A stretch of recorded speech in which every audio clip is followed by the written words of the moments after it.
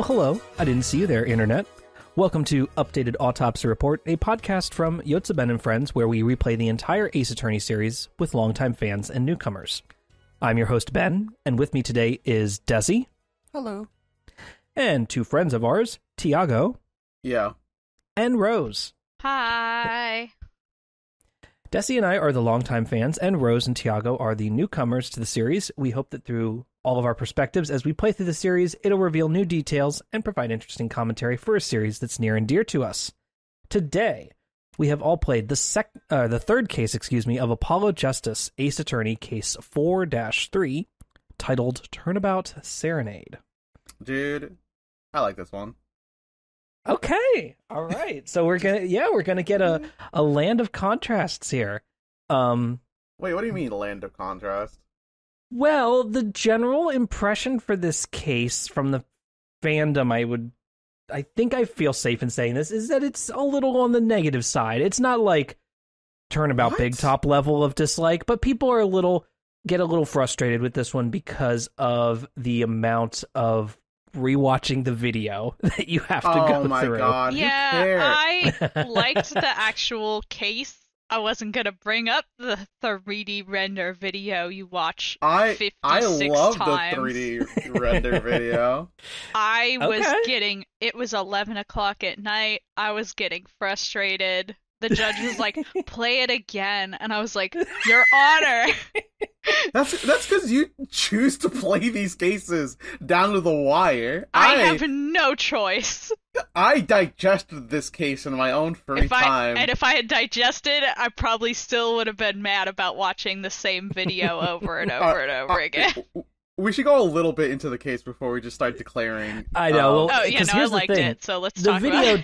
The video does not even show up until the final courtroom segment. Most of the case does not revolve around this video at all. But then that video kind of takes up a lot of the air in the room. You know what I mean?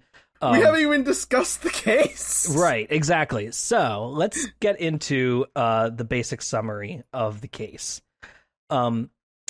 This case starts off with Apollo and Trucy visiting Clavier Gavin's band, which is performing their Guilty as Charged tour. And they were given a 20% discount by Clavier for their tickets. How generous of him. And they got to see their band perform, and they're called the Gaviners. Weird name. The Gaviners or the Gavineers? The Gaviners. It's Gaviners. I thought it was Gavineers. It should be Gaviners. Gaviners is stupid. There's no I in the second half of the title. All right, this is why this is the worst case. All right, they also have a guest musician showing up as well. The Borginese or the Borganese. Is it Borg or Borg? I kept saying Borginia. Borginia. Okay. Like Virginia with a bow. Yeah, so the Borginian singer Lamoureux or Lamoureux? Lammy for short. I thought like noir, so like Lamoureux. It's a tough name to say. It doesn't quite roll off the tongue, I won't lie. Lammy. And her blind pianist partner, Machi Tobey. Who's like a little fairy boy. Yeah, he's 14. He's a young kid who's a really good pianist who accompanies her. Let me be clear. I actually feel immediately bad now because I said fairy boy. I want to be clear that he looks like a pixie. Tiago homophobic moments. Oh man, Tiago. Confirmed. No, listen, I'm part of the community. No, it's fine. Don't worry. I just realized what I said out. They literally go out through the case talking about how he has this like fey look about him. I know they do. So like, they call him a pixie at one point, and I did think that was a little out of nowhere. I thought that like he has thin ice there, boys. The most homophobic case in all of Ace Attorney. So like, yes, these Borginese musicians are accompanied by their manager Romain Latouche, The name's right there. Yep. And they're participating in the. Why does this concert have 3 acts? I don't know. I know. There's 2 intermissions for it, 3 acts, and they are performing the Guitar's Serenade. This is a 3-person performance between Machi, Lemuror, and Clavier. And so they do this kind of like serenade on stage, and Lemuror and Clavier get lifted up on like a big movable platform that comes up, like 10 feet, 12 feet up off the stage. And he pulls her cloak. She's got like this big flowing blue cloak, and pulls it over top of her, and she disappears. And the cloak floats all the way across to the other side of the stage, and there's another platform on the far end. And over there, all of a sudden the cloak, whoosh, she magically appears from it. And so she does this like disappearing trick while singing the whole time. And so everybody's blown away by it, but everybody's so focused on the magic trick that Lemuror does that they don't notice. Well, I mean, some people notice, but most people don't seem to notice that Clavier's guitar catches on fire in the middle of his performance while she's disappearing. Just like the late, great Jimi Hendrix. Yep. So his guitar lights on fire. He freaks out. You get to see, like, this is all like a pre-rendered CG cutscene of the scene, this performance. I love Final Fantasy VII. Yeah, he's like tamping it out, the fire out. Unlike the late, great Jimi Hendrix. I have a question. Do y'all like the song? No. It's whatever, right? I got a little sick of it.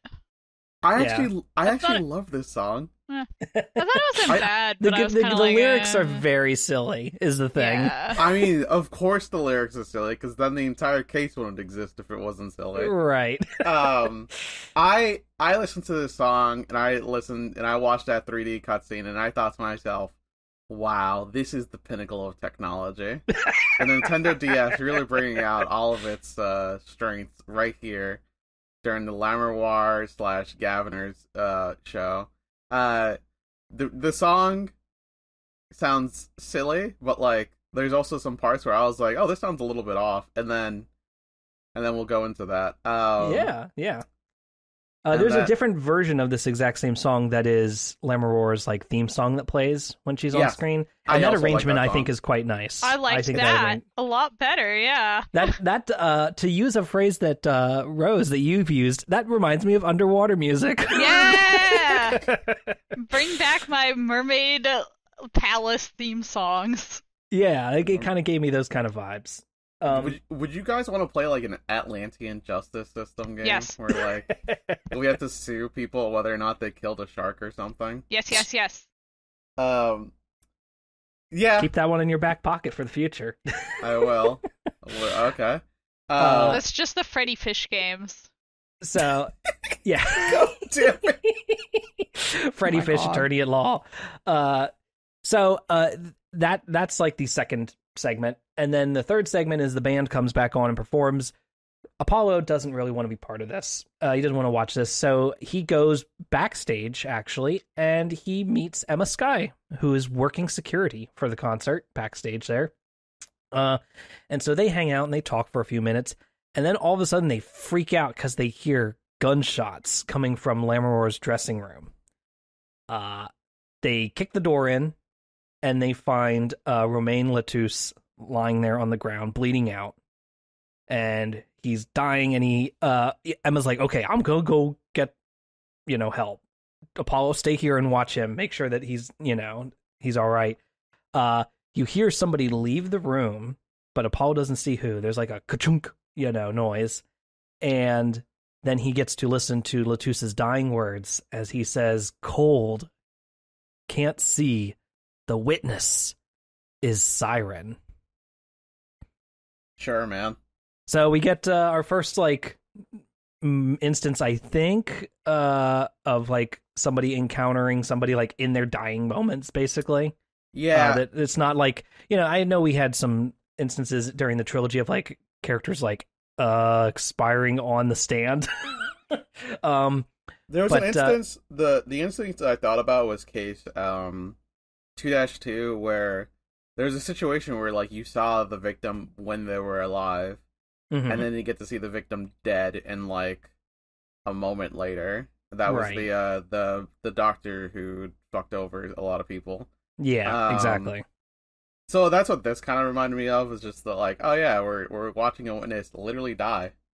Yeah, Boy, I can't Apollo wait to handles solve- it surprisingly well. All Dude, said. What the fuck do they teach in the court system? In Hey. law school. At law school, they just kill a guy on stage and be like, everyone look, don't look away. You got to be ready for this when you're a lawyer. It's like, sir, I'm in civil disputes. Look. Yeah. Um, mean, So that's kind of like the intro to this case. Then, the main conceit here then is there's a lot of little weird details that kind of seem unrelated at first, but start, of course, to congeal into a bit of evidence. And everybody seems to think that Machi Tobey, the pianist, the blind pianist, to be clear, was the killer, this 14-year-old boy, because he was the only one who could have slipped out of the room unseen through the ventilation system. There's a vent grate in the room, and it is the only thing. It's small enough that he was the only person who could have fit through. So that's like the primary evidence to arrest him and make him the primary suspect for this case. And Apollo agrees to defend him. Let's be clear here. Machi can't speak English. He only speaks Borginese. Exactly. That So- Speaks Windings. Yeah, they have him speak wingdings. It's very silly. I imagine Borginese is like Eastern European. I'm And, like, picturing the vibe I get. the fictional country from the Adventures of Tintin, like Slovenia or whatever it's called. Slovenia. Yeah, the like just generic tiny Eastern European country. Machi comes from Dracula's domain, and that's what Borginia is like. So like Machi, he's given a lot of nicknames over the course of this. I think though, this stuck out to me, is the fact that I'm skipping ahead a little bit. Someone calls him Twinkle Fingers, and I'm just like, y'all, he has a fucking name. Yeah, it is a little weird. I don't. Yeah, I have some issues with how they're trying a 14-year-old foreign national without a translator available. Right. Like, Yeah. We've got a lot of issues there. We got a little bit of issues like we're obviously, we're using this fictional Eastern European country so that we can kind of just fudge a whole bunch of like ethnic details, right? Like there's no like they're just Eastern European people, and we're just going to make up a language and just have them speak wingdings. And I'm not saying you have to have picked a country or anything like that. Like I know why games do this is because you want to have to dodge any baggage, real world baggage, but you still never completely dodge it because you're still doing the whole bit of like a foreign national coming to America and having to deal with this, like, and deal with the language barrier and all that stuff. Like that's still like a part of this. This would be a you problem. Can't get rid of that. I do think the interaction of having characters that you need to like take their testimony on the stand and English isn't their first language, I thought that was kind of an interesting thing to do because like, there's some details that come up later where Lamora uses words that are different than what people interpret them as, and it, the difficult witness thing in Ace Attorney, like she was difficult to take testimony from, but I wasn't angry at her, Right. Yeah, like she didn't piss me off. Like Tiago often complains about witnesses, how much he hates them when they're annoying. They all fucking suck. Every witness sucks. Yeah, exactly. Whereas, if I was an attorney, I would vote to kill the witness. Yeah, I often fall into that a little bit as well. But I was never mad at her. I was always just like, oh my god, like this is hard, but you're trying to help me. Like you're the most cooperative witness I've ever had. Mm-hmm. That was kind of interesting. So I Yes, I actually do love Lemuar. That's the thing, though, is I actually love the cast of this case. So let's go into the investigation before we go straight to the case, because I kind of jumped to the case part, the courtroom segment. The investigation part consists of you walking around the concert hall, which includes a hall that goes to both the Governor's dressing room and Lemuar's dressing room. Backstage. What? Backstage. Backstage, yes. The cop dressing room. This is their backstage dressing rooms, whatever. And then you can also visit the stage, but you visit the like side of the stage. You don't get to like see the stage from a head-on point of view, which I think is interesting. Gavin, Clavier, blonde twink prosecutor. I guess he's a hunk, actually. You know what? Amend the record. He's a twunk. I was about to say twunk. Twunk, definitely. A little bit of a twunk himbo. He's a twunk, and he's upset because you get to meet one of the guitarists in his band, whose name is Darian Cresmond. First of all, awful name. Continuing. Darian was late on a cue, and Gavin's pissed at this because he's like, not only did someone get murdered at my concert, but we sounded bad. How could this happen? It turns out he's a total diva when it comes to his band. He's like this weird prosecutor who's concerned about the truth, but will also absolutely destroy you at any moment. But when it comes to his own band, he's like throwing guitar. He's like pissed and shit. He's so pissy. Yeah, it's very funny to see this other side of him. And he gives you like this music board, and he's like, Apollo, find out where Darian messed up. And Apollo's like, someone died. And Gavin's like, we can solve that later. So you find out where Darian missed his cue, and Gavin fucking just goes in like blood in the water. Let's see what else happens. I actually straight up can't remember anything else that happens on day one. Well, here investigation. We should establish the conceit with the murder weapon as well, because it's a .45 caliber revolver. This gun that was used to murder Latouche. That's a big gun. It's a fucking big ass gun, and they also like they make that clear that that's part of the case as well. They're like, yeah, if somebody fired this gun and they were not prepared, they were not trained in using this, it could obliterate their shoulder, even injure them seriously, send them flying back, that kind of thing. This is a Resident Evil Magnum. Yeah, so they're like, so that's important, because that's to start seeding doubt in your brain that, Machi could have even held this thing and fired it, He's so frail. Exactly. You just feel like his bones would have turned to dust if he tried to shoot it. You find a brooch on the floor. Turn him to dust. Which, I'm sorry, wait, Ben, brooch? Yeah, brooch. Is it a brooch? It's brooch. It's brooch, sorry. Okay, yeah, you're right. No, it's totally fine. I think it's one of those words. It could be. It's one of those words that you always read and never say. At least for me, anyway. I hardly ever say brooch in real life. It could be like a regional, dialect thing too. Yeah, Ben's from Pennsylvania. That Pennsylvania accent. Yep. Hey, here in Pennsylvania, we say brooch, huh? Brooch and pop. Yep. So, so you have the brooch, with the diamond-shaped brooch that is dropped on the ground, which you eventually track down as being Lemuar's. And then you also have the key ring as well, which you hand back to Clavier after you realize that it's his missing keys. Yeah, for his hog. Yeah, his little heart-shaped key ring with his own logo on it. Fucking tool. Hog meaning motorcycle in this. Yes.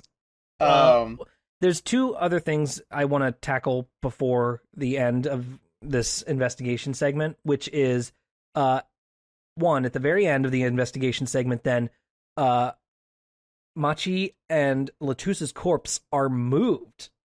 And they are put up on the moving platform at the very end. And Machi's knocked out, unconscious, laying there on this platform, and Latouche's corpse is put up there with the guitar in hand. And so everybody's like, wait a minute, why would somebody do this? And you start to pin together, oh, this lines up with the lyrics of the song. So There is a bunch of bits in the lyrics of the song that line up with like, oh, a bullet, take my life away, guitar up together to the sky. Like, these things all line, basically the events of the murder all line up with the song. So it's like, why would somebody do that? That seems suspicious. Why would somebody fucking do that? Yeah, it's a little weird. And then also, we got to talk real quick because we kind of passed over it with Darian. Yeah. Y'all good with his hair? Am I good with his hair? Yeah, Because there's a great moment where the first time you see him, he's looking at you dead on. He's looking at you straight head on, and then He turns finally, to the eventually, side. he does the turn to the side, and he takes his hands and strokes his pompadour, which is enormous. It looks like somebody strapped a fucking missile to the top of his head. Oh, yeah. It's very phallic, and it's just this goofy looking ass pompadour that he has. Very like shark themed. He's got like this shark hoodie. I kind of liked his vibe. Torpedo, He's got a cool vibe. looking... Yeah. As for his hair, I think it was a little. It's just a little too long. That's my issue with it. Is that like just like pull it in 3 inches, This is funny to hear from you.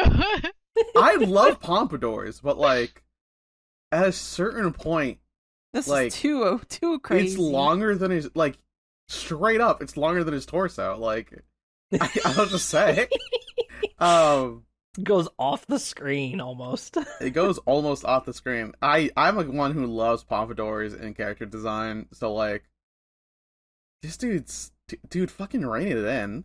Mm-hmm. He's a rock star. So yes, Tracy noticed Tracy. Alternate evil Tracy. Trucy notices that the murder is following along the lyrics of the song. You take my keys away. Gavin's keys are stolen in the morning. Burn guitar so bright. Gavin's guitar lit on fire. Half of the stuff that happens in the song happens to Gavin. Just straight up like torture. Propagator Gavin's terrible, horrible, no good, very bad day. Yeah. And then Bullet Take My Life Away. Romaine gets killed. And then guitar up in the sky so high we elevate his corpse on the stage. That's like the thing that we notice with all that stuff. Also, and then we look at Lammy's promotional postcard. I don't know why she has a promotional postcard. Whatever. And then it says at the bottom, "Oh, Siren of the Ballad." Huh, interesting. And then you have a Jimmy Neutron brain blast moment where you remember the guy who's dying say, "Ask Siren, she's the witness." Yeah. And then Lammy's like, "Oh yeah, He could have just said her name." I agree. I straight up agree. You knew her. You talked to her. You were her manager. Say her fucking name. And then, like, you ask her about this. She's like, "Yeah, are you the Siren?" And she goes, "Yeah, why?" And he's like, "Oh, did you see the witness?" And then she goes, "Are you on the case?" And then you go, "No, not officially." It's just like, "Cool, see you later." And then she walks away. She's right, though.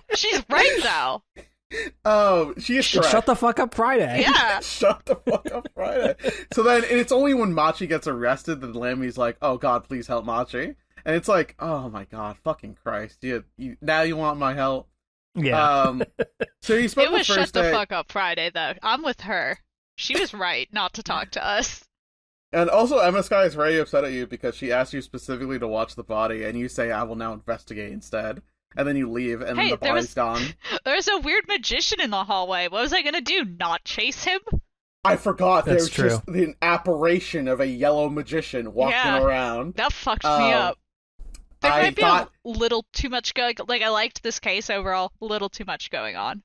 I like how it front loads you with all the shit that's happening, because like your job is to connect it all. You know what I mean? There's nothing new that needs to be connected. Well, I guess there is something else that happens on the second day. That doesn't matter. The point is, I kind of like how it gives you a lot of shit at the beginning, because I straight up thought the yellow magician was the killer, and I was like, is that? Are we not suspicious about the yellow magician that's disappearing? I am suspicious, but So you go into the second day. Oh my god, sorry. You go into the first day of the court segment. Yeah, the And first trial. Yeah. The first trial, and your two witnesses are first Emma Skye, who uses forensic science to explain what happened. The guy got shot. Like, there's a bullet in the wall.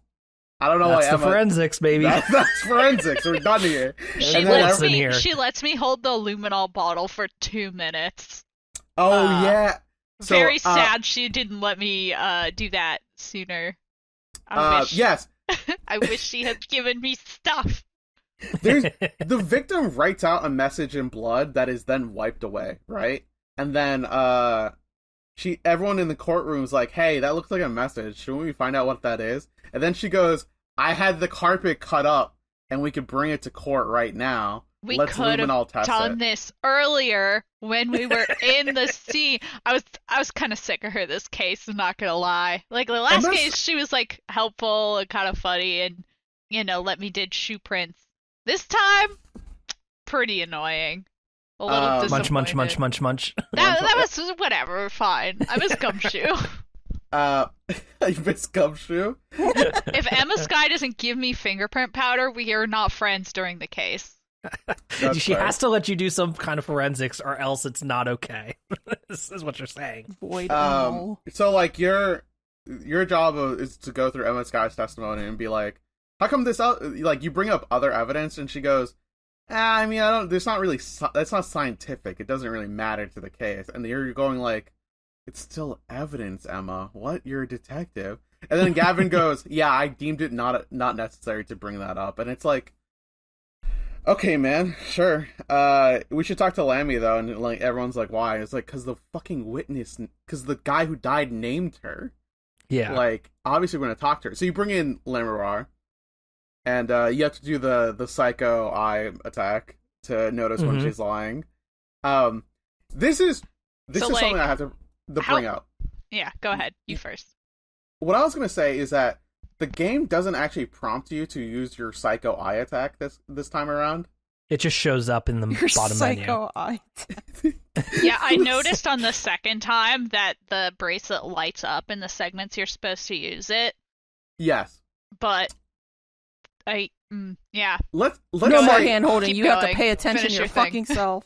Let's say hypothetically, I was a dumbass and didn't know this.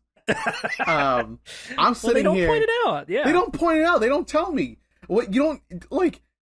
Phoenix got like a fucking push notification every time the Magatama needed to be used. Like what? The game texts me on my real phone. And meanwhile, like this fucking bracelet's ghosting me. So like, you notice Lammy's it actually took me a while to find what her tell was, and it's the fact that she gulps whenever she's really nervous about her testimony. Mm-hmm. And I was like, yeah, okay. I mean, I figured it had to do something with her mouth or throat because her face is covered up by this veil. I actually do love Lammy. She's a wonderful witness. She's the only witness I straight up support, like dead ass. So my problem is, and I want to take the only other witness that hasn't lied to us, which is Polly from the first game. True. Polly can't lie. Oh yes, Polly the parrot. Yes. We all forget that Polly's also Apollo's nickname. Yeah. Sorry. Go ahead, Rose. You were going to say something. Okay. So I just want to check real quick. So how common is it to have to look up online what you're supposed to find for Apollo's powers? Because real talk, had to Google it twice this case, and had to Google it last case too. Of when to use the bracelet? Yeah, it's yeah. Do you mean when which to use statement? it or what to look Which for? statement to use? Okay, yeah. Okay. Some of the things are just not it seems really arbitrary. So my personal thing is that I try to look when the character sprite like moves. So like normally Lammy looks directly at you, but I noticed that when she turned to the side, that's when I used my Psycho Eye attack, because I was like, all right, something is different here. But there was What's it in called? the Psycho first Eye attack. in the first statement, there's a couple I was like, oh, I'll look for when her sprite changes or when it's doing an animation or something. And like it does that like 3 times. Like that's it. Like she doesn't have any animations really. She just kind of looks at you or she looks away. And I was like, which one's the one that's different? I don't know. Well, the one where she looks away is different, because normally when you talk to her, she's looking directly at you. Except for half the time she's looking away. The thing is that it's not actually based on the sprite when you're in testimony mode, right? You have to go off of the actual statement there, where you suspect that she's lying about something. And then once you come to the bracelet, then the animation matters. Then once you're in bracelet mode, essentially. Well, I think what I'm trying to say is but, I don't think I like this mechanic very much. I don't think it's very evidence-based. No, I think they could have done a better job with it. Yeah. It's not very evidence-based, you say? I don't feel like it is, no. I feel like I am looking frantically through my piles of evidence and I'm going, I don't have anything that I can prove that I suspect they're lying. Okay. Weirdly enough, also goes along with the theme of this case. That statement. We'll pocket that for later. I have some opinions. I actually think witness testimony is a really poor way to make judgments, just period. Mm-hmm. In real life. So we'll get there we'll cross that bridge when we get there. Once we get to the end of this, we can talk a little bit about what they seem to be implying. Purely divorced from theming in my real life feelings. I don't think it's a very fun mechanic. I don't like it. I'm tired. That's fair. I did struggle to find Lemmy's tell because I wasn't sure what I was looking for, but I kind of just went with my gut instinct, which was, this is a character who has their mouth covered, so maybe I should look around their mouth. And then it turned out to be the fact that her throat gulps whenever she lies. So, I kind of lucked into it. At least her tell stays the same. It's not like the card dealer girl. Her tell changed in the middle of the case, and that's the one I had to look up because I was so frustrated. Oh yeah, when she does the it's like, wait, casino transformation. You can't just change your tell. Fuck you. Yeah, at least this one stays the same. So when she gets up on the on the stand later in the second half of the court case, you can keep an eye out for it again. So she says that she witnessed this through a little tiny window into the room. And there's this great, hypothetical illustration that pops up of her looking through this little tiny window with, the gun looming in the foreground, and it's so funny to me. I don't know. Every time this picture popped up of her peeking through this little window, I cracked up. I'm looking at you through the glass. Holy shit, that's a big gun. Uh-huh. Lammy, she says that she saw this thing through a little window. That's very specific. She also said that she heard the voice of the killer say something. Yes. And then everyone's like, you could not have heard that audio recording because you could not have heard that sound because the window was closed and the concert was on.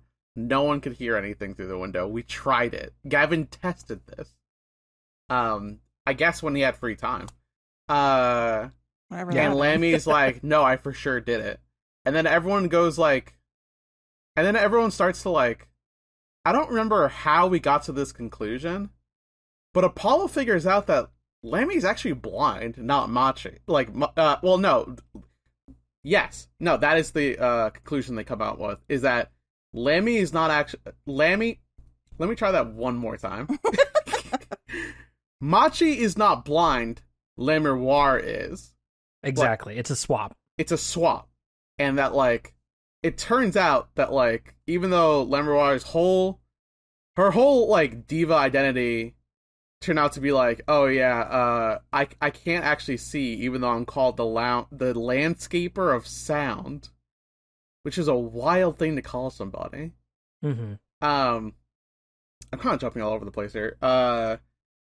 Yeah, she's blind, and everyone's like, "Well, no, you couldn't witness it." And then but the victim said he saw you see it, and then Gavin's like, "No, don't you remember his exact words? Can't see the witness, siren." Mm-hmm. He was referring to the fact that the witness could not see, and Apollo's like, "Oh fuck!" But then she's like, "100% though, I heard it. I promise you, Right. I can remember any voice." And this comes up at the end of the day one when Darian comes in, who's also a detective, guitarist for the Gaviners, and apparently every member of the band participates in the law somehow. Cops. Yeah, he's a cop. You know they're cops when you see their dressing room. That's true. Yeah. That's, they make a bunch of jokes. There's a joke about the police in there. Yeah. That did make me laugh, actually. I love the police. Yeah, so they get their jokes in, but also talk about rock bands usually raging against the establishment, and it's like your band is the establishment, friends. And also, Gavin loves playing by the rules. He loves the rules so much. I know. It's like his favorite thing. He's such a good little boy. He's just anyway, a stupid diva. The reason Darian shows up in the first place is because they were getting the information on who Latouche was, which is that he was an Interpol agent. Yes, the dying message left by Latouche is that he wrote his fucking Interpol agent code, whatever, his ID, on the ground in blood, and then they wiped it off. And it was wiped off by the killer, and they thought to themselves, well, Machi couldn't do it, he's blind. But then it turns out that Machi's not blind, so he's still in the suspect category. Yeah. Darian comes in to report what the number is. It's an Interpol ID for Latouche. And then as Darian is saying this, Lemmy says, "Hold it," and goes on to the witness testimony again, and then says, "Darian's voice is the voice I heard." And everyone just goes, "Oh shit. Darian?" And Darian's like, "No way." The second he said "no way," I would have immediately booked him. I would have... no evidence necessary, Your Honor. That man just folded at the table. He is absolutely the killer. That is the most OGs... He didn't say, "That's not true." Golly. He did not say... anything to dispute it. He just said, "No way." It just in sheer fact that he was caught. And that's, the most telling... he basically confessed on the fucking stand, Your Honor. What do you mean? This case is a wrap. Let's all go home. Nope, you got a whole nother day. No, you have to watch the fucking video. So we got a day 2. Yeah. So we go to day 2. We still haven't gotten a chance to speak with our defendant. We've Yes, been given no translator, no time, no accommodations. Even before we figured out that he was not blind, no accommodations were made. Nothing. We're barely allowed to speak to him. We have no time to build a case. He's 14 years old in a different country. I know. There's... Yeah. Ooh. No. Weirdly enough, I didn't have an issue with any of this. I only had an issue with something that happens on the second day. The whole time I was like, this entire premise of this is bullshit. This shouldn't be happening. Who is letting this happen, Your Honor? Everything is fucked. Especially later when the judge goes and you'll be given fair trial by the laws of this country. Oh, yeah, you haven't done it so far, Judge. Sure fucking have it. Here's the thing. Here's why I did not bat an eye at any of this. Is because I defended Maya so many fucking times that at a certain point I just got used to the fact that we just try Myers for murder. That's bad. But at least Maya and I speak the same language. Maya can communicate with her defense team, Right, yeah. So day 2 comes out, and you're like, you are chilling at your home. You're chilling all max and relaxing and cool at the magician pad. Uh-huh. and a fucking magician shows up. Who would've thought? Unbelievable. Who would have thought? But this Valence magician is not the Gramarye. magician you always see. This is a different magician. Yeah, this is Valent Gramarye. He's dressed all in yellow, and he is the former stage partner of Trucy's real dad. Trucy's adopted. All the. I mean, you know, Revealed. it was possible, but the math I didn't forgot. look reasonable. Yeah, At this point, it's confirmed Phoenix Wright never nut. It was so hard to keep my mouth shut over the last 2 episodes when you guys were talking about this and trying to figure out I know how this all played out. I mean, I feel like we were pretty but you were solid on her basically being on the money. adopted. You were basically yeah. on the money. Yeah, she was. She doesn't have an attorney bone in her. But yes, Okay, Zach he loves Gramarye her. is her father. They eventually say his name once or twice, I think, during this case. Zach Yeah, Zach. Gramarye. But she never really knew him. Instead she gets to meet Uncle Valent. So he shows up and he's like, "Yeah, I was the one who did that cool magic trick that made Lammermoor disappear from one side to the other of the Colosseum." yo, magic's real.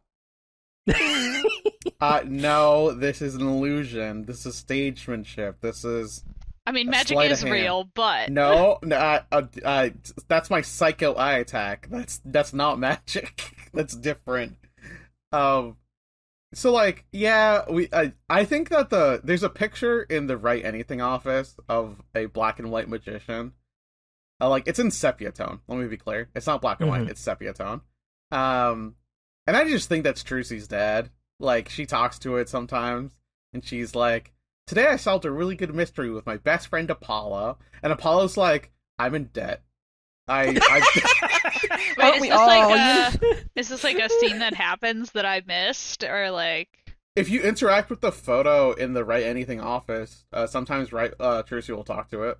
Oh, okay. I looked at the office once, so I didn't look at it anymore. So Oh, There we every go. time I'm in the office, I interact with every object again. I just check on Charlie. I check on Charlie too, but Apollo dusts the books at the back end to make sure it's clean because he's Aww. he comments on the fact that it's really weird to have boxes be your designer shit, and she's like, "I simply did not know what else to do with it." If you get tea from her, Apollo's like, "This isn't the time for tea. There's a murder." And then if you check on the magic tricks, I usually Apollo's just check on Charlie, like I said. This is the thing that I do because I'm afraid about missing anything. Is I routinely go through every single piece of interactable object as often as possible. So it does take me a while to finish these cases. So you have these. You basically have 3 moments that happen here after you talk to Valent Gramarye. You head over to the Colosseum, to the stage, and there you meet Lammermoor at first, and you get some evidence with the headset. And the headset that was the establishing facts for this headset is these are the headsets that everybody who was performing was wearing, and they work within a 30-foot radius to keep people in touch with each other. So that's important. Then you go back up onto the stage, and you encounter Valent again there, and he talks a little bit more about the trick, but does not give you the details of how it was done, because of course you've got to figure that out, and magicians will never reveal their secrets. His sprites It's are a so good. murder trial. I know, during a murder trial. I but he love does that Apollo yelled at him and was like, "There's a murder trial, please." Yeah. You get a little bit more of some more details about the Gramarye troupe, and he mentions the founder of the troupe, Magnifi Gramarye, Magnifique. and Troupe Gramarye, and then says that the troupe had ended 7 years ago due to Magnifi's death and Zach's disappearance. 7 so years that's ago. Do you 7 know what years else ago, happened huh? 7 years ago? Yeah. One certain attorney no longer was an attorney. Who knew? Yeah. Who knew it all ties to... I can't believe that the case that could potentially ruin Phoenix Wright careers is all about magicians and shit. Yeah. Like, it's not even like fucking DS9 or SL9 or whatever was like a crazy murder that involved like illegal use of a spirit medium. But this is just like, yeah, I got fucked over by some magicians. Whoops. So they're setting that up, and then also in the piano on the stage, you find a portable like switch, like a trigger device. Nintendo Switch. And you're like, this seems like it could be important. And as you head back to Lammermoor's dressing room, where Emma Skye is still investigating, you realize that there's a little like remote activated igniter in the room. And you press the button on the trigger, and it makes the lighter go off. And you're like, oh, well, I guess I figured out how the guitar was set on fire now.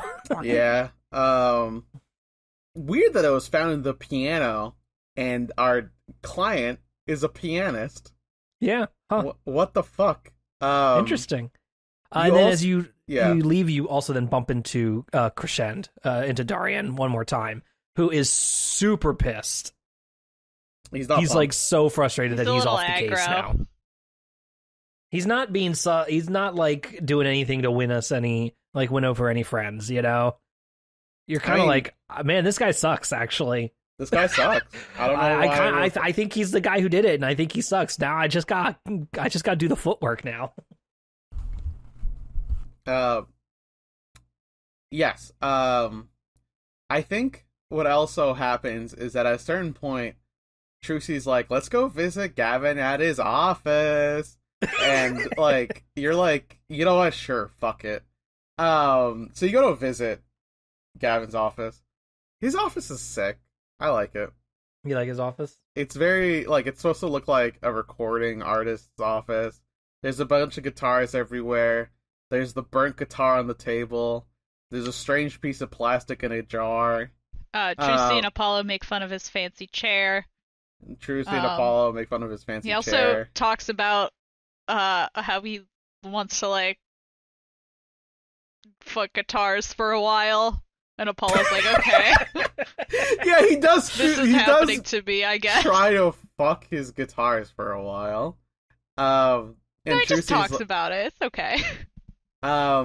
Yeah, so you ask Gavin a lot of questions, and Gavin's like, are you talking to Clavier Gavin Rock God, or are you talking to Prosecutor Gavin, your enemy? And you're like, can I please talk to the Rock God, sir? And he's like, you may.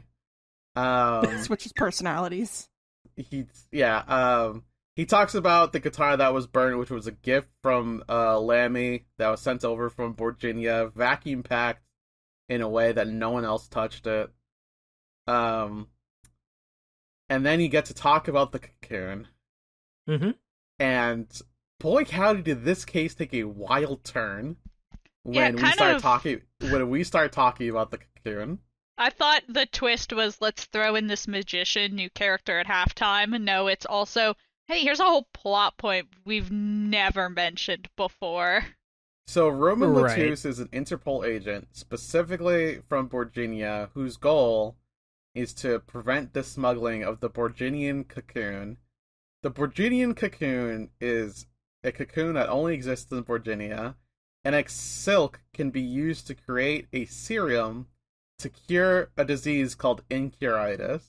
I lost my shit. I cannot believe that I forgot that they called the disease incuritis. I remembered that there was a disease that the cocoon cured. Like, I remembered that part. I don't know how my mind gave up the information that they called it fucking incuritis. So funny. It's so funny when you get the you get a newspaper clipping basically in this segment that's like, oh, first case of incuritis found in the United States, and I'm just like, you can't. Incuritis. It's like how in Avatar they call the material that they're trying to get unobtainium. Exactly. That's what I thought of instantly. Yeah. So it turns out the case that Romaine was working on, Latus, is that someone was smuggling the cocoon over to America, and we're all like, why would you just hoard a fucking cure for a disease? They explain that in court, and we'll get there. Yeah, because Hold on to maybe I'm setting up for the discussion later. Oh, okay, my bad.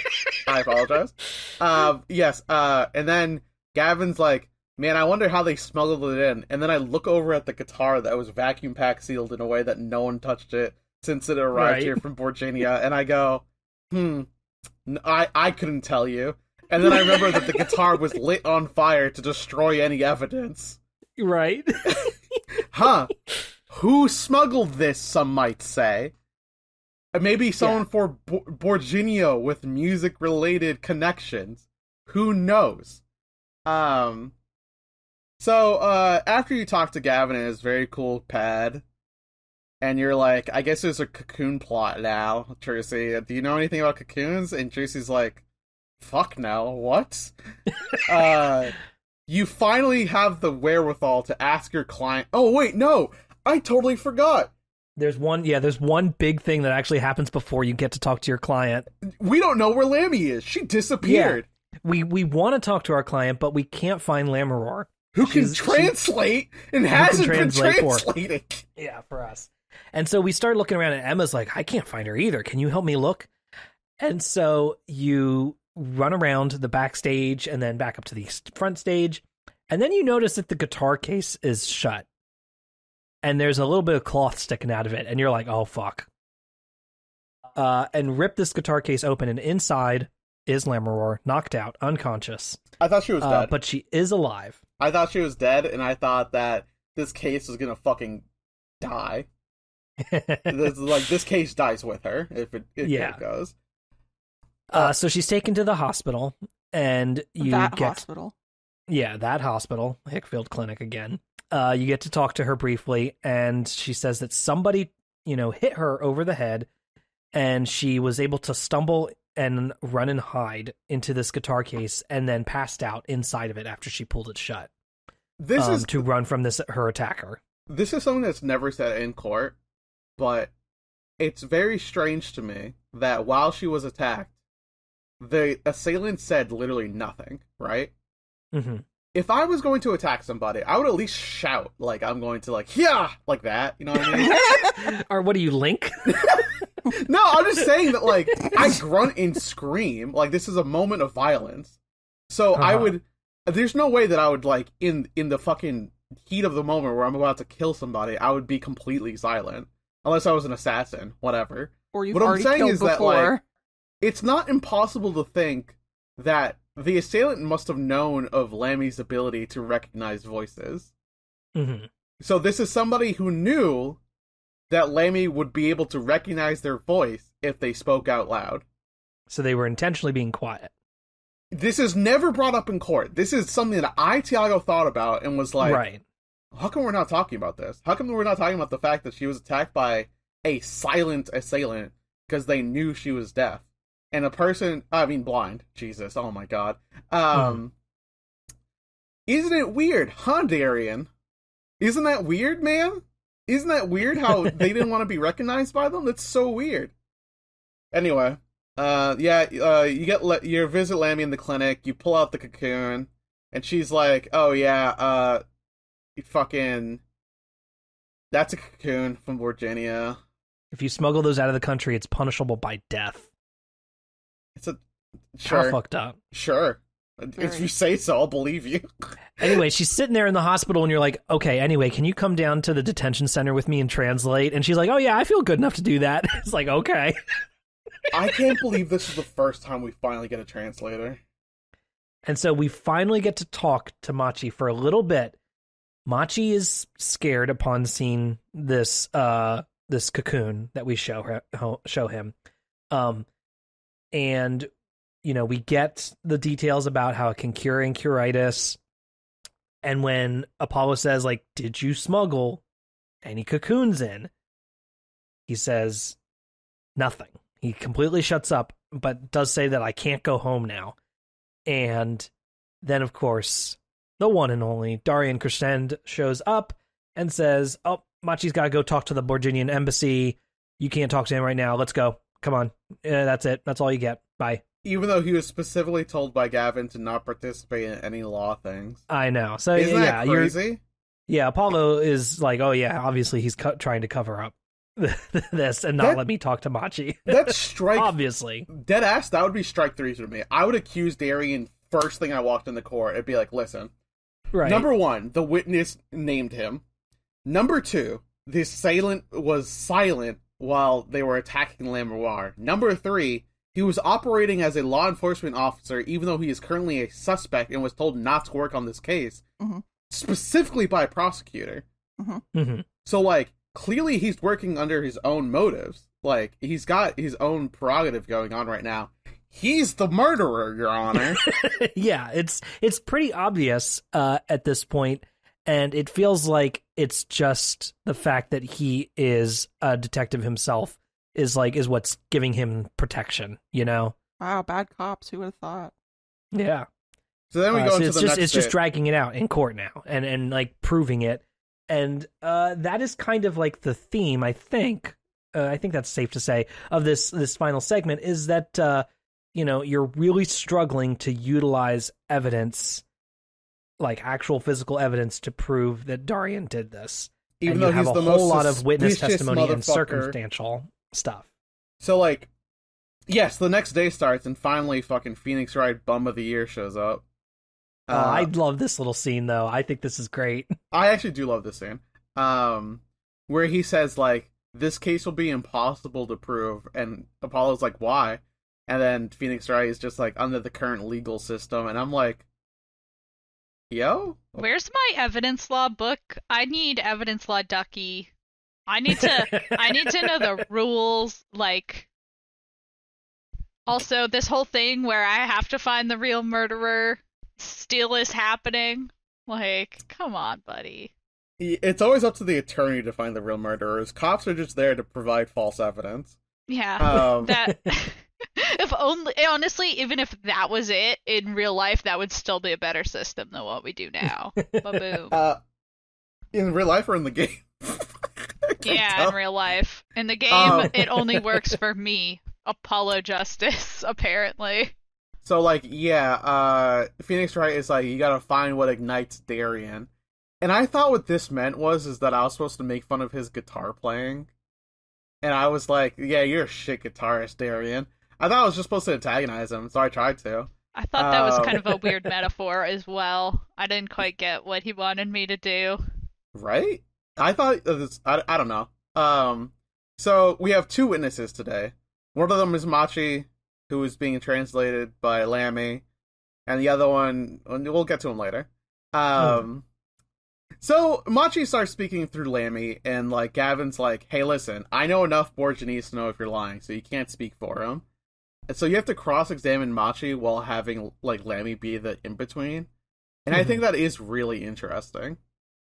It's fun to have 2 people on the stand, essentially, and when you need to use your bracelet, I think it's not perfect, but I think it's a little bit more of an interesting wrinkle to be like, okay, who am I looking at here? Am I looking at Machi or am I looking at Lamoire for this lie? Maybe right? I also like Machi because his sprite is smaller, so there's less of him that I have to like scan around with the stupid I mean, psycho he's eyeball only attack. got one tell. There's anyway less surface area to look at, which is pretty easy tell to guess. No you know? joke, Des. I was gonna say the exact same thing. He's got the right amount of surface area. So you have to use your psycho eye attack because depending on whether or not. All right, that's just what we're calling it now. Yeah. I think that's it. What the fuck else is it? They play the like theme, but like in a minor version, and like the Shadow Realm is behind the characters, and like, come on, Psycho Eye attack. This is what M. Bison used to kill Ken or whatever. So like, okay, so there are certain segments where like sometimes Lammy is saying something in order to defend Machi because she loves Machi like a son, and like Loki, I respect that. But I am also your lawyer, and I am trying to get Machi off the hook, so don't work against me. And then there's normally Machi sprite, he has these sunglasses on that doesn't allow you to see his eyes. But if you use the Psycho Eye attack, you could see his eyes, and I knew at that exact moment that his eyes were his tell. And there's a moment where Lammy says the word English, and he turns his eyes to look at her, and I go, does he know English? Are you fucking kidding me? Wait, do you know English, Machi? And everyone in the chorus is just like, Machi, do you know English? And everyone's like, no, Machi doesn't know English. And then fucking, I'm like looking Machi in the eye, being like, I'm your fucking attorney, and my job is to defend you. Do you know English? And he speaks a little bit of English. A little bit. Yeah, not much, but just enough to kind of just barely get by and catch on to what people are saying. Yeah. So, Machi, buddy, you've once again turned into the difficult client. I was defending you this entire time because I thought you were truly defenseless, but at the same time, He's still really defenseless. Like, he is kind of defenseless. he does not speak enough English, I think, to be like able to confidently stand trial and make decisions without a He knew translator. enough for me to go, hey, do you know about this cocoon? And then he says nothing. Yeah, he shuts the fuck up, and he's like, absolutely not, I'm not saying anything. Yeah, I'm he's not testifying obviously about not it. stupid, but like, you know. Yeah, you're right. He would have gotten the death penalty if you brought it up. My bad. Yeah. So Even like, just looking at it would have given him the inclination to not talk about it. yeah. So Lamroir is stunned by this. Everyone's a little stunned, but it turns out that Machi knows just a little bit of English. And so we ask. We get a break. The judge like mercifully gives us a break. He's like, go talk to your client. You got 5 minutes. Like, go talk to your client, see if you can get him to testify. Well, it would have been great if somebody had done this for me, you know, at any other time. Any other time ever in the history of these games. Yeah, I know, it's like so unusual to get this tiny bit of kindness that I was like, oh, I like made a note of it. I was like, wow. On to it with my fucking life. I think it's because the judge is feeling very sentimental today, because he just visited the Chief Justice's son, who's sick in the hospital. Wow, I wonder what kind of disease illness he had. Yeah, what illness does he have? Does the Chief Justice's son have? Incuritis. Yeah, that plot point was a little ham-fisted as well. Well, do you all remember that was set up in case 2, though? Wait, really? Was it set up in case 2? Yeah, at the start of case 2, the judge is a second late or whatever because he says that, oh, I was just visiting the Chief Justice's son in the hospispittal, you know? Oh, He's I very thought sick, that, and I thought wanted... that happened in this case. No, that happens in case 2 as well. Wow. And then this case at the start here, then he's like, whatever it was, they delayed the start of the trial by like 10 minutes or something because he was arriving late. But yeah, in case 2, he's like, oh, hey everybody, how you doing? It was so nice to see, youth, getting out there and that sort of thing. Like, because he's talking to Waki, I believe at the time. He's like, and I just came from the Chief Justice's, son in the hospital.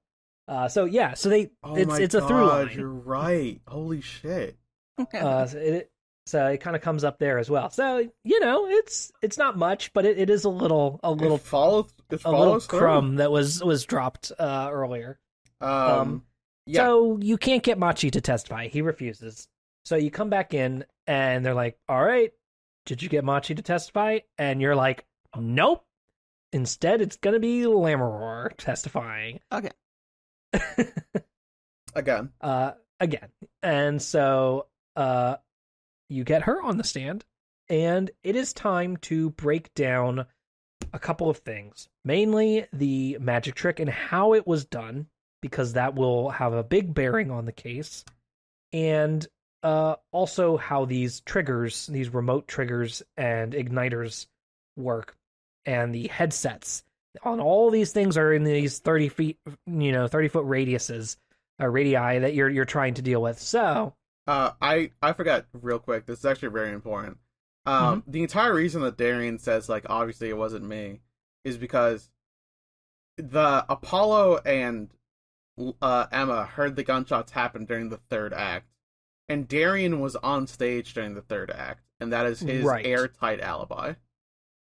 You then talk to Lamroir about how the trick was done, and we have to talk about, like, alright, so we actually bring up a very valid point, is that Lamroir actually never states why she was down there. Like, why were Right. you backstage during the shooting? You know what I mean? And then you go into it, and it's like, Lemuel, when did you have time to go to the backstage during the performance? Like, and it's like, well, I was on stage, and it's like, okay, yeah, but there was a split second where you weren't on stage, and that was when you were teleporting. Mm-hmm. And I was like, huh, okay. There's like a really, all right. So I'm trying to figure out how to like succinctly put how the trick was done, and how the trick was done is pretty simple. Is that at the beginning, you find out that there was a stand-in on stage, and Lamoire was singing over a headset mic, and Right. she was actually like going through the vents to like an imposter to get to the other side of the stage. I saw Lammermoor vent. I saw Lammermoor vent. Yeah. And then it's like, wait, if you were in the vent, how did you see it by the window? And it's like, wait, Lammermoor, when you say window, what do you mean by window? And Lammermoor's like, you know, like the window in the ceiling. The air comes through. Yeah. And it's like, And fuck, dude. yeah, doing a little bit of this, like, English as a second language and miscommunications, trying to set that up. So, did this throw anybody here? Like, was this a tough leap to make when you were doing this segment, this cross examination? No, I thought it was pretty clever, actually. Okay. And I I liked kinda- her, like, turning and going, yeah, I just assumed I didn't know what you guys were talking about, because Prosecutor Gavin kept saying, like, oh, she couldn't have heard through the window, and I didn't know why he thought that, but I figured, oh, well, I must be wrong. And I was like, that's the most relatable thing I've ever heard. Yes. So it turns out that the window that she heard the voices through was during the vent. But then it's like, wait, but you were in the vent during the second act. Is that correct, Lemoire? And she goes, yeah, I had to go through the vent to get to the end of the magic trick. And then it's like, well, that means you heard the shooting occur during the second act, not during the third act, where we heard the shooting. Exactly. And everyone goes, maybe we misunderstood the timeline. Maybe the shooting actually occurred during the second act. And then everyone goes, well, okay, so what were the gunshots you heard during the third act? And then Emma Skye gives, this is when the, oh my god, I forgot to say Phoenix Wright gave you some evidence from Emma Skye. The thing is, though, is that when Phoenix Wright gives me evidence, I assume it was falsified. So I didn't think I right actually after the first time. Yeah, now you're like, oh, it's shit, I don't know if I can use this. But it Luckily- turns out it was real. Sorry. No, go ahead. No, I was just going to say, yes, it's real, and Prosecutor Gavin also has access to it. And then you use it Right. to remember the soundboard bullshit that you had earlier. Yep, time to bring back the soundboard. Bring back the soundboard, and you find the gunshots in Lamoure's track on the soundboard, proving that you're right. And honestly, that should probably take care of it right there, because then Machi has to be innocent because he was on stage. Exactly. He was on the piano at that time. But That it's gives not you over. the opportunity to actually accuse Darian, because now, like, Lamoure's testimony starts to sound a little bit more real. So then you're like, I accuse Darian, and then it's like, all right, well, luckily I had Darian signed up as a witness today so that he could testify. And we're all like, Gavin, you signed up your own bandmate to be a witness? And he's like, yeah, couldn't avoid it. I Yeah, knew he this missed would his happen. cue on the last show, so he's out. This is me kicking off the band. So, like, I mean, it's just nice that Clavier is, like, not that antagonistic, you know? His search for the truth He's not is, the hide it's- the evidence kind of guy. It's There's- like, oh yeah, my the scene goodness, where I you're- feel so nice. The scene where you're in his office, and you show him some evidence, you know, and he gives you some evidence, and he's like, oh, you're so nice to me, Apollo. And Apollo's like, I don't know, you're pretty nice to me. You just gave me a bunch of evidence too, honey. Like, and then they lock lips for like 20 Then they minutes made while out, Tracy plays with the guitar. yeah, I don't know. They're got a little bit of a vibe. But yeah, no, it's Clavier funnily Gavin, enough, this is the first time I've ever felt like like this about a man before. yeah, that is the first thing he says to Apollo. And then Clavier just goes, "This is not the first time I felt about a man." There's no straight explanation for that. Yeah, no. I think it's nice that somebody at least is operating the way a trial should, which is that the defense and prosecution have to agree on all the evidence before it's introduced and what is and isn't relevant, and everybody gets access to everything, and nobody updates the autopsy report and doesn't tell the defense lawyers. We need to update the autopsy report, though. We needed a name for the podcast. So we through this like kind of shaky testimony, because we have to assume that Lamoir is telling the truth, we're able to bring Darian in, because Lamoir is like, yeah, this is the exact time I heard him, this is what he said, press the switch, and it's like, oh, the switch, isn't that interesting? And then you pull out your switch and it's like, yeah, this switch. So you finally get to bring Darian in, and Darian is, of course, a hostile witness because we're accusing him of murder. Because he's a cop. Because he's a cop. Darian's like, why should we listen to any testimony that isn't Emma's?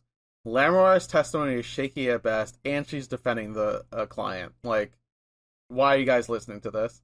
And then you bring up, like, there's just so many fucking coincidences. That's the issue that I have with this. Right. Is that if it was 1 or 2, okay. 3, we're pushing it. 4, Darian? 4? You were late on your cue, which means you were 3's already a pattern. It's at least enough that there's evidence that Machi wasn't involved, and that should be the end of it. But no, we have to find the real killer. So, well, involved. we accuse Darian of being the shooter because we're like, your shoulder hurts, and that's why you missed your cue. Very funny to me that we have to bring that up in court. And Gavin goes, how could he miss it? And then everyone in court's like, Gavin, chill. Dude, chill. Yeah, he gets a little antsy about it again. Darian's like, alright, well, what about the gunshots? And it's like, well, those are firecrackers. Like, well, how would I have known to shoot the firecrackers if I wasn't there? And then Emma goes, no, Apollo goes, well, there's a headset on the ground, so they could have used that to hear us when I wanted to introduce the by. headset so many times, and it was just like, no, not now. And I was like, this is clearly vital information. I was like, alright, well, if I told someone to press the switch, who did I tell? And it's like, you told your accomplice who helped you smuggle in the cocoon. And he goes, wait, how do you know about the cocoon? And it's like, well, because the Interpol agent was searching for the cocoon, Darian. Come on, keep up. Like, I'm accusing you of murder. Don't fucking stand there slack-jawed. Keep up with me. So, it actually does bring up an interesting point. Like, how did this cocoon, if it was smuggled, get here? And it's like, well, it had to smuggle in from Virginia. Do we know anyone who went to Virginia recently? And then we look at Gavin, and Gavin's like, what? And your sealed guitar. And your perfectly sealed guitar. And it's like, what? You snuck and he's it like, in oh no! He starts to freak out. He realizes I love his that animation where he like puts his head in his hands and like that like guitar like that's very little good. Guitar noise plays. Like super into that animation. That's a good guitar riff damage sound. Dude, that's what I sound like whenever I have to think about taxes. This man doesn't have to think about taxes. I actually forget. How did we link Darian to the cocoon? Let's see here. I'm looking at my notes here. Oh shit, Ben's got notes. Yeah, I know right. Ben has notes. Yeah, that's what I'm asking. I should do notes now. Let's see. I guess it's the main reason that I think, if I'm remembering correctly here, because my notes don't say exactly, is that it's because Darian would have a connection to the Chief Justice, right? He would be the one who would be able to pass it on to the Chief Justice for his kid.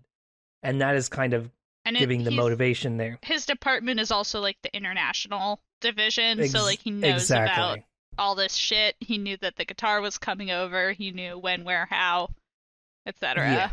he specifically did not travel. That's the important part, is that he was not someone who traveled. So he needed someone in Virginia who would put the cocoon in the guitar. Who do we know from Virginia who had a connection to a cocoon? And then we look at Machi. Yep. And unfortunately, we have to accuse our client not of murder, but of smuggling. Cocoon smuggling. Yeah. Very specific type of smuggling. And Darian's like, that's crazy. And it's like, alright, listen. You smuggled the cocoon through the guitar.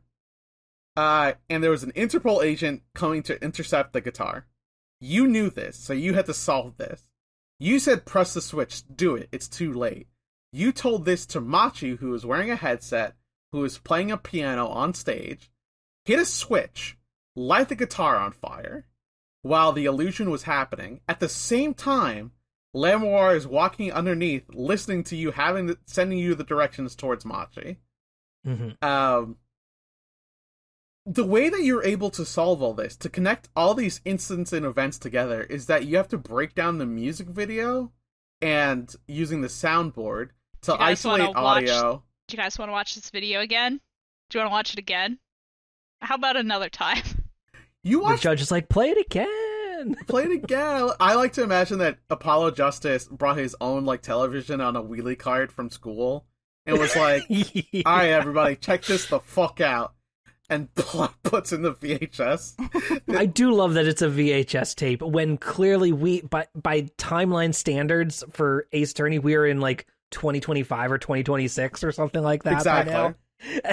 And they're still using VHS. It's so funny. I love it. You have to point out that the Lamoir on stage was not the correct Lamoir because she has her brooch, but our Lammy doesn't. We have to isolate the track that has the gunshot. We have to isolate the part of the track where Machi is playing the piano poorly in order to realize that, oh yeah, Machi played it differently at this part versus this part because he had only one hand available. Hard. It was hard. Let me be... So here's how I know what to do. I knew that in order to find which segment Machi had one hand in, I would have to find a verse that has the exact same piano tune. And that's supposed to have the exact same piano tune, but not included, correct? I knew what I was looking for, but I did not know which segment it was. So I just hit all of them until the judge told me I was correct. Yeah, it's hard. It's a really subtle difference, yes. I will say. And also, there's not a waveform, right? So instead, you are just looking at it live as it happens, and I feel like having a visual waveform of the whole track would have made it easier.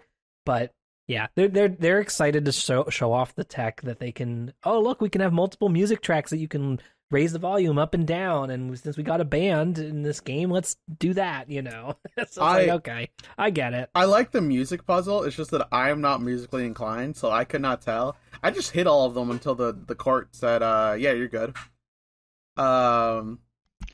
Something else that we did was that we have to point out a moment in the song where Lamoir flubbed the line because she was listening to a gunshot. The line says pleasure, pleasure, but she says pleasure in a really quick, hurried tone. And I remember listening to the song the first time and thinking to myself, that was a weird line delivery. She said it kind of rushed. But there's no words. It's just the sound was rushed. And also, I thought the piano sounded a little bit off. And I remember thinking all these things going wow, this song's kind of mid. I like Tiago, I love how you had this intricate setup for how you solved the piano puzzle and how you heard the part that was off. And then the conclusion of it was, I tried every single track until I was right. I brute forced it. I mean, I know, the point is that I knew what I had to do, but I just didn't have the ear for it. So I was just eventually one of these will be right. And there's only 3 options. Right. So, I just hit them until one of them came out correct. I think I actually really like this puzzle a lot. I like the idea that, something happened in the case that we are a witness to. And while we were a witness to something, a murder was occurring at the same time, parallel to this. So, the first time we heard the song, it sounded a little weird, it sounded a little rushed. But the reason it was a little weird and a little rushed is because someone was getting fucking shot downstairs. And also, we're lighting a guitar on fire. And I really like that about this case, is that, like, I felt like time was tangible to me in this case. It's a strange thing to say, but I really enjoyed that about this case. But here's where I get a little mad. And it's when Darian says, at the end of all this, well, you can't prove it. No evidence. You got one testimony. You gotta have noise on a soundboard. None of this is decisive. And the judge agrees with that. And it's like, are you fucking kidding me? Every fucking time. I'm fine with it. I just need evidence law Ducky to tell me. All of these circumstances. But you need... Oh my god. I proved my client did not fire that gun. Definitively. Exactly. Why am I still here? Because if he did not fire the gun, no one else could have fired the gun. That was like the basis of the... That sounds like a problem for the police. Apparently it's a problem on the client now. It's weird. It's like, this whole court system is guilty until proven innocent. And that's what's like really bizarre. You know what I mean? Like, your client is guilty unless you prove them innocent. It's never innocent until proven guilty. I mean, it's because it's based off of the Japanese court system, which is such an uphill battle to get any innocent, decision rendered. So it's interesting. I'd mentioned this briefly on the stream last night. Is that Takumi has always said that he doesn't consider these games a commentary on the Japanese court system, which is like, that's nice to say, buddy, but it still is, because you're basing it off of this really, really kind of fucked up structure of justice in which you are 99% of the time found guilty of something. It makes for great drama, but yeah, when you transplant it to an American setting, it doesn't quite make as much sense, but it's not like the American justice system is great by any means. We're sitting here with our shitty fucked up justice system, and we're like, well, it's just fucked up in different ways, but like, come on, guys. Right. Like, here we are, a bunch of Americans, and we're looking at this and going, oh, yikes, Also, art is political because, all things are political. We all live in a fucking world, man. It's hard to right, and I said as much. Yeah, I said as much on the stream too. But yeah, it's one of those things where no matter what you say, Takumi, and I get it that he might not think of it as explicitly political, but it's still commentary on a political facet of society, and it is still going to, because art is, if you're making art, 99% of the time it's saying something, so all that to say, we basically, it's basically a gotcha moment that Apollo has to pull off here, because Darian says, like, Machi's never gonna talk, because if he says that he did cocoon smuggling, then it's punishable by death in Virginia, so confessing to this would be, effectively suicide for him. But then Apollo says, well, guess what? In America here, if he stays here, he's not going to get the death penalty for smuggling. Whereas admitting to murder is a much worse crime here in the U.S. You will get the death penalty for murder. Yeah, we've had this proven. We will execute a 14-year-old, apparently. So admitting to the smuggling is a much better thing here. If you don't confess and he gets let off the hook here or something like that, then eventually Apollo theorizes he would get picked up by the Virginian police and then be taken back to his country and tried there, and that would be bad. So of course he would want to admit to it now. And so realizing this, that is like the gotcha, I guess, that's enough to make Darian then break down and start to try to bargain and beg Machi to he's like, well, listen, if I do this for you, or what about this? He starts to bargain with him right on the stand, and then eventually he does his breakdown animation, which is him whipping his head around the stand. in like these goofy swooshes of his hair, you know. It makes it look like a shark is attacking him in the water. Yeah, he's flailing around trying to get away almost. And then he says, "Machi, please don't talk, I'll say anything." And then everyone just goes, "So that was a confession, right? Like, that was basically a confession, Your Honor? That's the second confession he gave in 2 days? Let's call this a wrap, boys." Hell no. And they finally consider it one. As Machi takes off his glasses and smiles and says, "Thanks, Apollo." He looks like a little Victorian boy as he's gets to skip away. I love his little hair with the wing and the good shit. Mhm. Good shit. Lammy also thanks you for not getting what she considers a son to be arrested and tried for murder in America. Yeah, she's weirdly calm about it. And then she considers getting eye surgery so that she could see, because this entire time Lammy has amnesia about before she became a musician, and she's like, maybe it's time that I face the light. And it's like, wait, Machi, is that why you needed the money, so that you could pay for Lammy's eye surgery? And he then... does say, like, I need money very badly. Like, that's, like, the only motivation you ever get from him is just, like, him saying, I need a lot of money very badly. And that's it. He's an international pop star. Does he? I guess not that popular. I guess. Yeah, it is a little odd, right? And then Lemmy says, like, once I get my eyes back, I'll paint you too. And it's like, okay. Do you want to pay us? Sure. for the defense. Yeah. We got, like, I know you're rich. Can you give me something? Here's the wildest implication, right? That actually does upset me about this case. Darian realized that the cocoon was about to get found by the smuggler, so he asks Machi to destroy the evidence by lighting the guitar on fire. That means the Chief Justice's son is still going to die of incuritis. I know it's illegal to smuggle this cocoon in, and they discuss why it's illegal. They say that, like, yes, this can be used to create a serum for incuritis, but it also could be used to create a very large amount of deadly poison. And it's like, I get it. I hear you. But what you're telling me is that the Chief Justice could not just fly his son to Virginia and get the cure? Mm-hmm. We had to smuggle it in? And now the cocoon's gone. Is that guy still gonna die? Like, there's still someone on deathbed. We should resolve that. We should.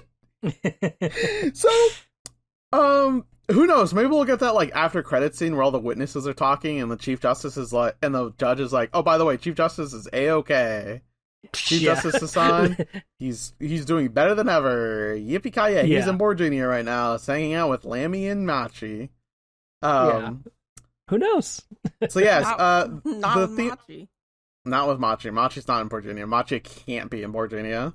So themes of this case were the having an evidence-based law system is apparently bad because it means that even though you know someone is guilty, because you can't prove it, it means that they're gonna get away with it. And that's what, like, Phoenix Wright's, like, grudge against the system is. But, like, I kind of think that that's not why you have a grudge against the system. The reason you have a grudge against the system is because your client is guilty until proven innocent. That's the actual issue you have. Mm-hmm. Like, I feel like you're picking the wrong battle here, buddy. I should have access to Evidence Law Ducky's book so that I can actually know what I'm doing. They took that away from me, and I'm still mad. It was the one, like, concrete set of rules I ever received in this game. Right. And I miss it. I love rules. I like to know. Huh. Do you think that's why Phoenix Wright stopped being an attorney is because he lost that book, and then they fucking screwed him over in court? Well, he no, lost the because Ducky book. you play like 2 whole games after you lose the book. I can't be an attorney without my ducky book. No, I assume the ducky book I is just can. on his desk. And then, like, after the third game, he's like, hey, Maya, what'd you do with the ducky book? And she was like, oh, I pawned it. And then, and then immediately after, he's like, I have a case featuring some magicians. And she's like, oh, you'll be fine.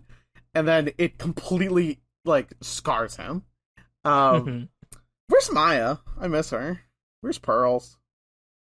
I miss my friends. I did like Trucy. Trucy's growing on me. I love Trucy. I love Trucy. She's I'm legitimately having a- hilarious.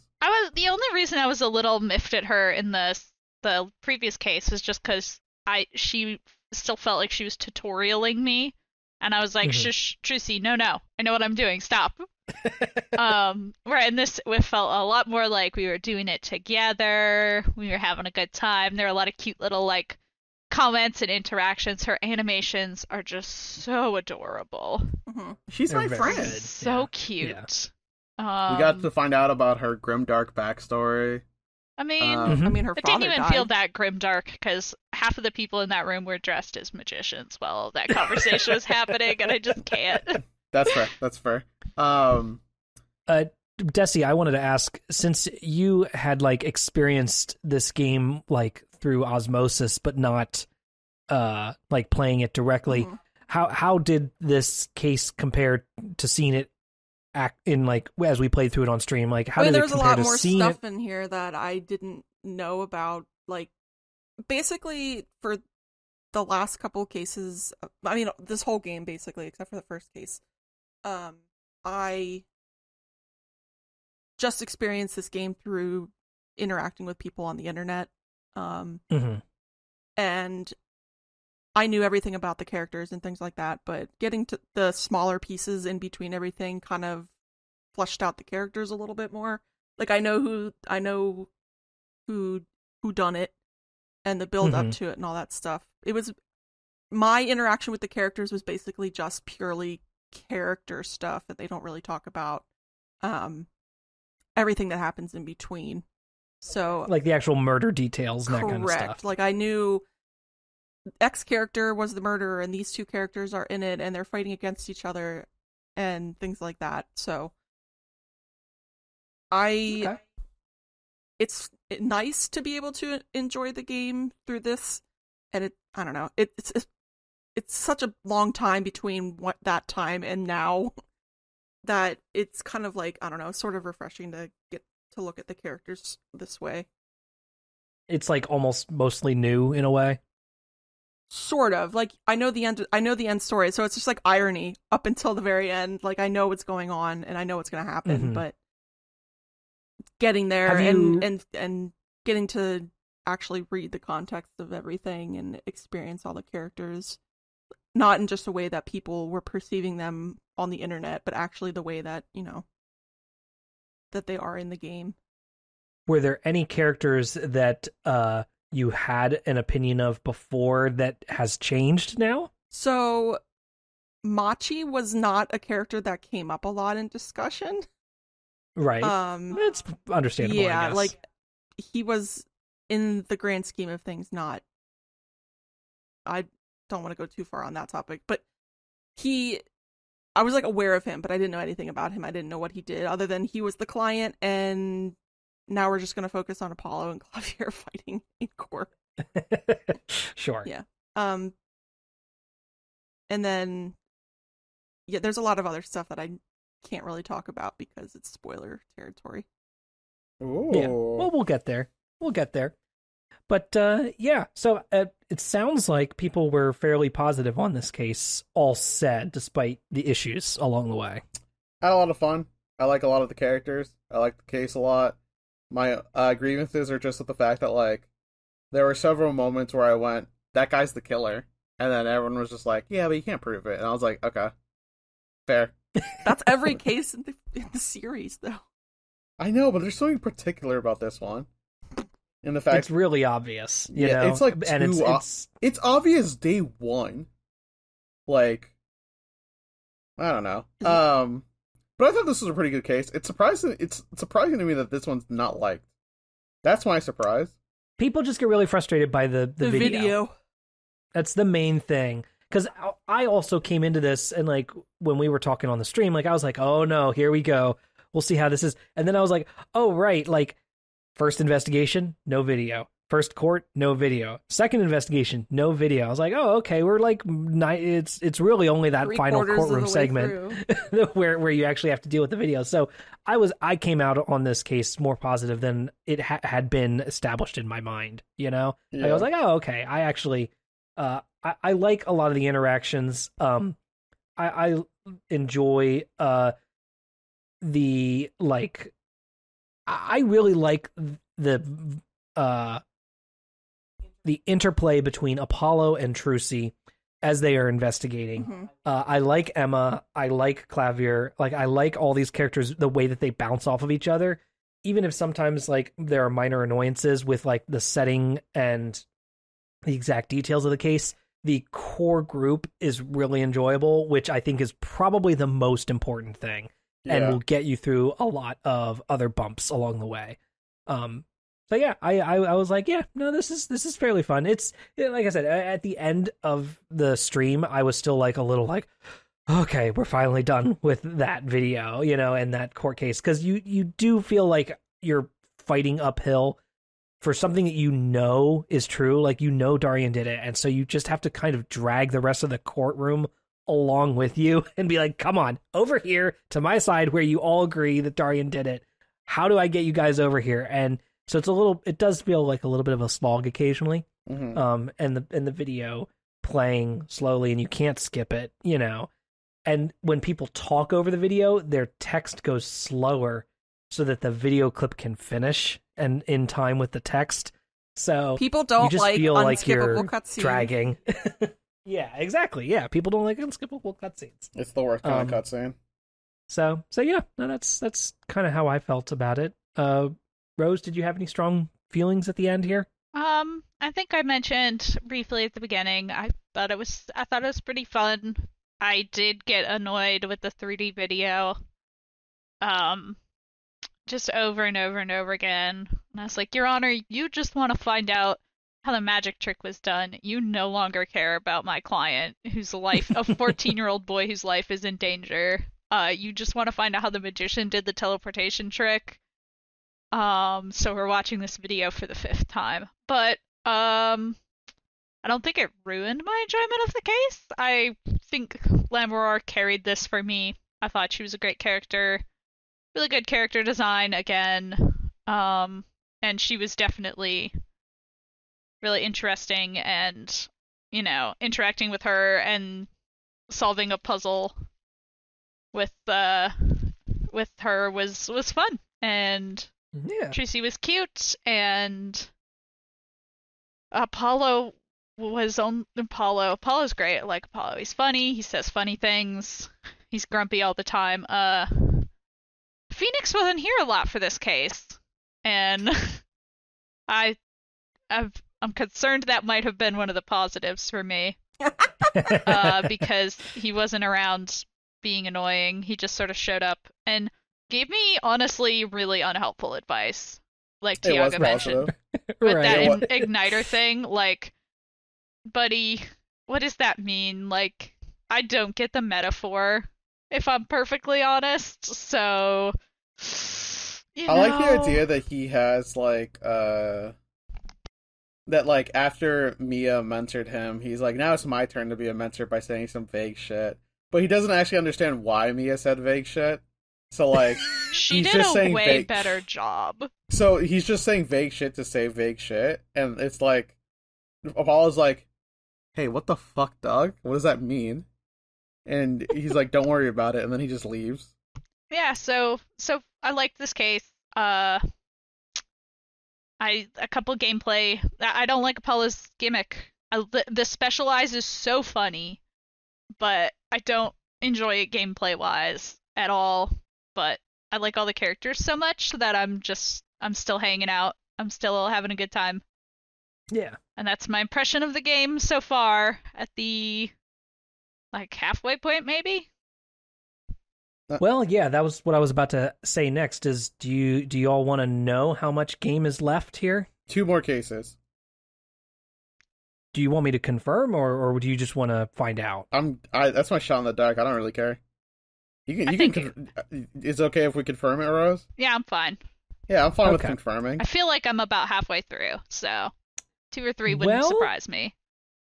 There is only one more case. Whoa! What? This is a 4-case game. Okay. So case 4 is the final case. Now, I will say it is a bit of a longer one. This is going to be a 3-day case. Oh my god. Now, and it is. I'll tell you this, Tiago. I'm not going to say any spoilers, but it's different than it just being a 3-day case. I'm going to die. It's different than that. It's not a 3-day case. It is something different.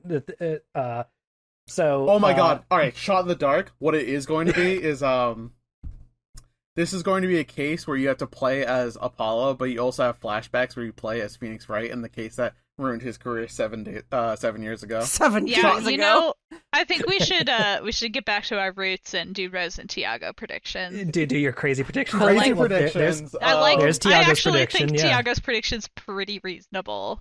Well, I think we're gonna have a flashback, and that we're gonna have to do like some of the case that ruined Phoenix Wright's career, and we're gonna get to see it be ruined live, and it's gonna be very awesome to watch. I think that we are gonna, and I'm not 100% sure, but I think this is extremely reasonable. It's not a crazy prediction. We're gonna see Christoph Gavin again. I think he's gonna be involved. This case is gonna be about him. Oh, that's what I think. He might even be the so he's gonna be the prosecutor that's gonna be going against No, Phoenix Wright. that was Clavier. What? So in Phoenix Wright's case 7 years ago, Clavier's involved in that. I think he is. Oh, that was Clavier who took him down. Wow, you're right. They have established that already. Oh my god. So and Christoph, we have no information. Literally, he was like how he was involved. Like he was a well-respected defense attorney. He killed a guy seemingly for no reason. I bet absolutely no reason that has ever been given. And instead of having a villain breakdown, he just said, "Okay, I go to jail forever." Shame. I think. Oh, we might even get to see Christoph's breakdown. Yeah, like his real breakdown. Because he had some great animations, like that face twitch he did was killer. I'm gonna so use yeah, the that's my prediction. On is Christoph. The case is going to be about him, and it's going to be about Apollo and Clavier taking down Clavier's brother for. I mean, he's already in prison. He's already down. Let's kick him while he's down. I want to find out what he did. All right. And you know my other prediction is Zach is alive, and he was the client that Phoenix was defending back then. I think or the accused. That's pretty reasonable. That's pretty reasonable. Okay, and the reason he disappeared is was because he got put away or whatever. Is what you're saying? Yeah. That's why Trucy doesn't know where he is, and nobody knows where he is anymore. He's in Supermax prison, like fucking. You have to keep magicians in Supermax prison, otherwise they'll get out. He'll get out. Their magic tricks. He's chained up like Hannibal Lecter. He's like, oh, Clavier.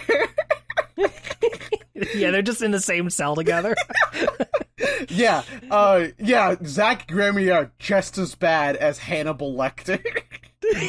Hannibal Lecter ate people but refuses to eat a magician. He goes, I can't trust the taste. Who knows what I'll bite into? Oh my god, you just made a cake. I was gonna say those awful videos where people just have cake. Yeah. Okay. Oh man. So, all right. Well, I think those are some good predictions for next time. We will find out together, folks. That will do it for us this week. You can follow the show on Twitter at Ace Attorney Pod to stay up to date on our latest episodes, as well as the streams and the YouTube uploads of Dessy and I playing through the game with our frequent guest star, Iro. You can also follow me on Twitter at Yotsuben or on co-host, also at Yotsuben. Dessy, where can people find you? At Yes, This Is Des on Twitter. And Tiago? They can find me at Tiago S. Dutra on Twitter. All right. And Rose. You can find me at Trauma Arts on Twitter, where you can please buy my art, and you can find me at Rose Nonsense and other locations, up to and including Twitter. All right. Thank you so much for listening. We hope that you will rate and review us on Apple Podcasts, Spotify, or your favorite podcast platform of choice. Next episode, we will all be playing the fourth and final case of Apollo Justice, titled Turnabout Succession. See you next time. Bye. Bye. Bye.